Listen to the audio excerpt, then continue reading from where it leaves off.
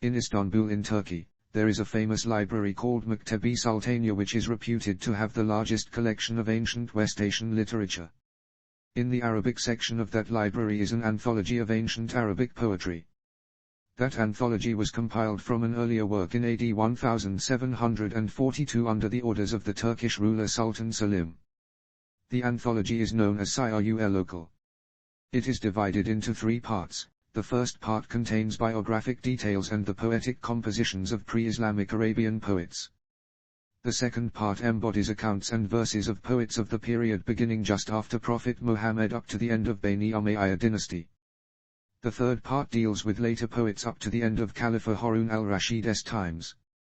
Incidentally, Bani means Vani and Umayyah as in Krishnaya are Sanskrit names. Abu Amir Abdullah Zamai, a distinguished Arabian bard who was the poet laureate of Harun al-Rashid's court, has compiled and edited the anthology. The first modern edition of Siyar Local anthology was printed and published in Berlin in AD 1864. A subsequent edition was published in Beirut in AD 1932.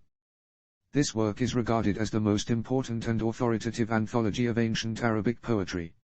It throws considerable light on the social life, customs, manners and entertainment forms in ancient Arabia. The book also contains an elaborate description of the ancient Mecca shrine, the town and the annual fair known as Okaj which used to be held there every year. This should convince readers that the annual Hajj of the Muslims to the Kaaba is only a continuation of the old fair and not a new practice. But the Okaj fair was far from a carnival. It provided a forum for the elite and learned to discuss social, religious, political, literary and other aspects of the Vedic culture then pervading Arabia. Siyar Local asserts that the conclusions reached at those discussions were widely respected throughout Arabia.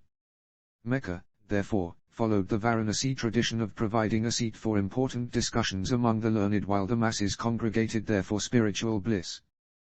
The principal shrines at both Varanasi in India and at Mecca in Avestan were Shiva temples. Even to this day the central object of veneration at both Mecca and Varanasi continues to be the ancient Mahadeva emblems.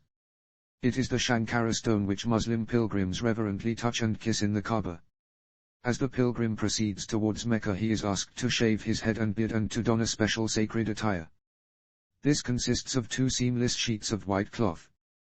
One is to be worn round the waist and the other over the shoulders.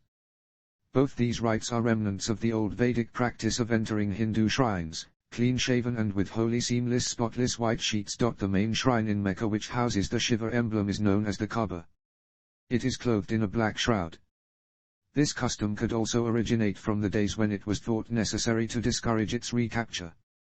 According to Encyclopedias Britannica and Islamia, the Kaaba had 360 images. Traditional accounts mention that one of the deities among the 360 destroyed, when the shrine was stormed, was that of Saturn, another was of the moon and yet another was one called Allah. In India the practice of Navagraha Puja, that is worship of the 9 planets, is still in vogue. 2 of these 9 are the Saturn and the moon. Besides, the moon is always associated with Lord Shankara. A crescent is always painted across the forehead of the Shiva emblem. Since the presiding deity at the Kaaba shrine was Lord Shiva, i.e. Shankara, the crescent was also painted on it. It is that crescent which is now adopted as a religious symbol of Islam. Another Hindu tradition is that wherever there is a Shiva shrine the sacred stream of Ganga, that is the Ganges, must also coexist. True to that tradition, a sacred fount exists near the Kasbah.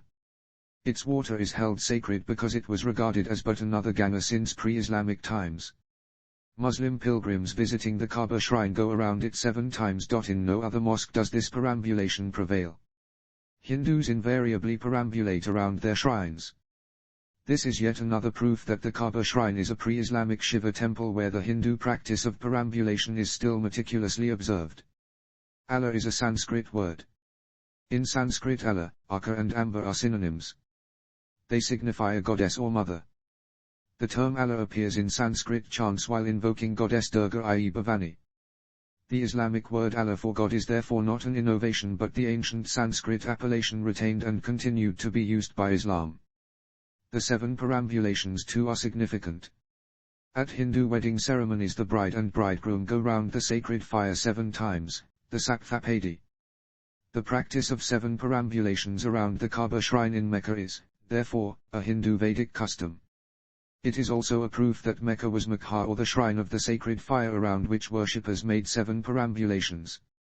Siyar Local tells us that a pan-Arabic poetic symposium used to be held in Mecca at the annual Okaj fair in pre-Islamic times.